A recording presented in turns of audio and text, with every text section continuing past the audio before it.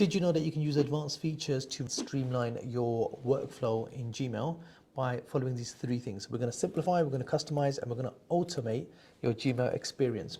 Okay, so I'm going to be looking at my computer here and help you to figure this out.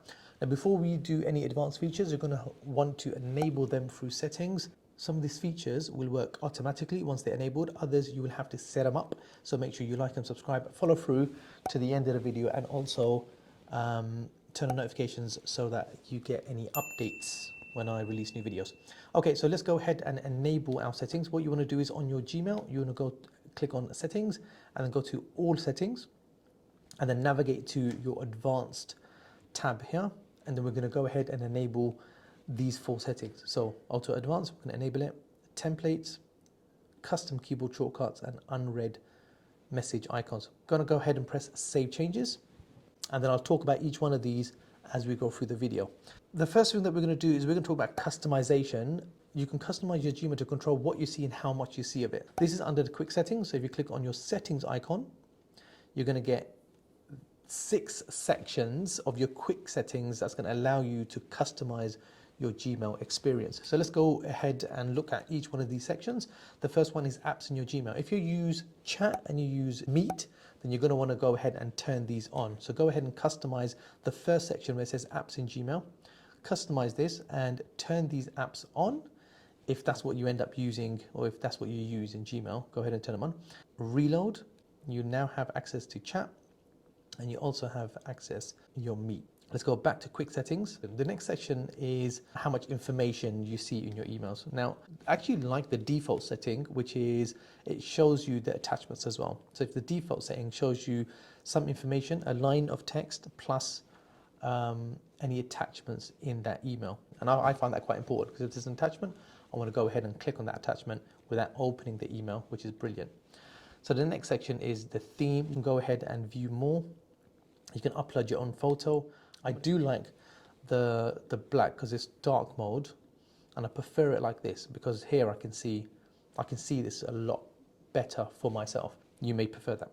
Let's go back to our settings. Let's go ahead and do that. I'm going to set up a priority inbox, and I'm going to go ahead and customize this. I'm going to set different sections within my inbox. My starred and my drafts. I want my drafts as well. So more sections. You see there's no drafts there. So I'm going to go click on more sections. I'm going to add my drafts. In fact, I'm just going to leave that to just important. And I'll have a different section for unread, drafts, and then everything else. Go ahead and save that. I've got my important section, my unread, my drafts, and then everything else. So I've got 4 different sections. It gives me a quick glance at what I need to see. When you click on an email, if you want to continue to see the list of emails and then you want to read your email to the side, you can do a split view. So you can go ahead and click this on. Now check this out. If I click on this email, I get the reading pane on the side. Much better for my productivity. So what I can do is I can just read my email and see it on the side as well. So as I'm clicking through, I can see each one of my emails, plus at the same time, I've got access to my list. You can toggle between the split view as well. And the last thing is to have a threaded view. Okay, so I can do conversation view or email threads.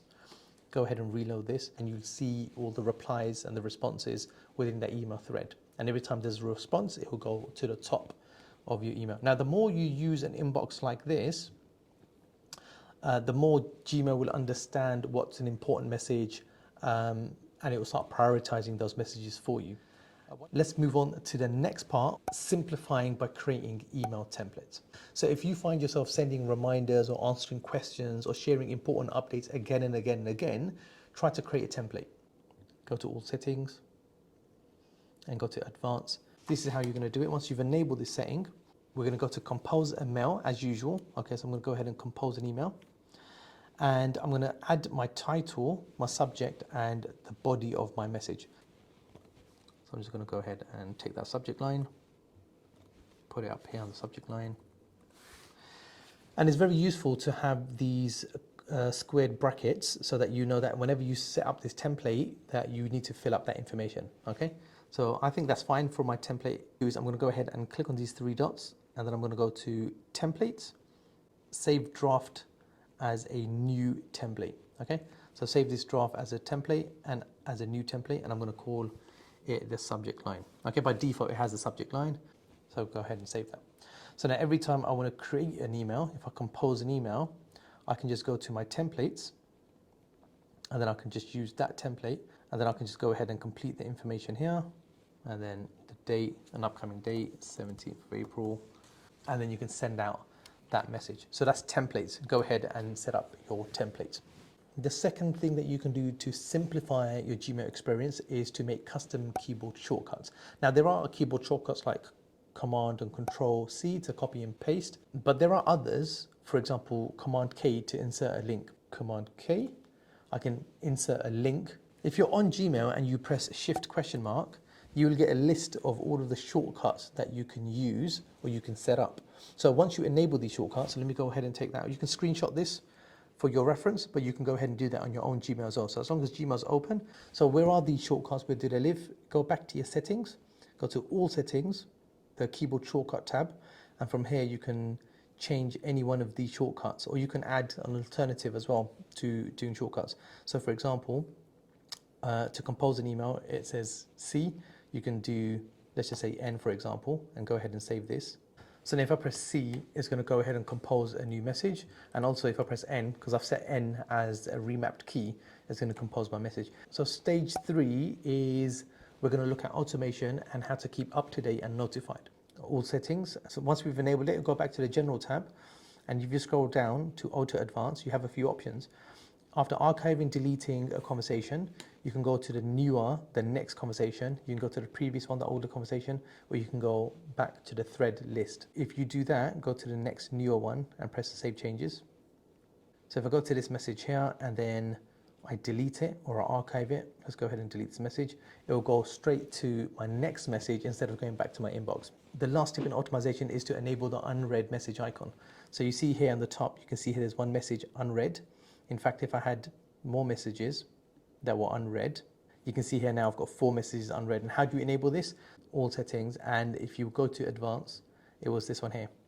Okay, enable unread message icon. So I could be here on Google Gemini, setting some work up or watching a YouTube video, and here I can see I would have this unread icon in my tab.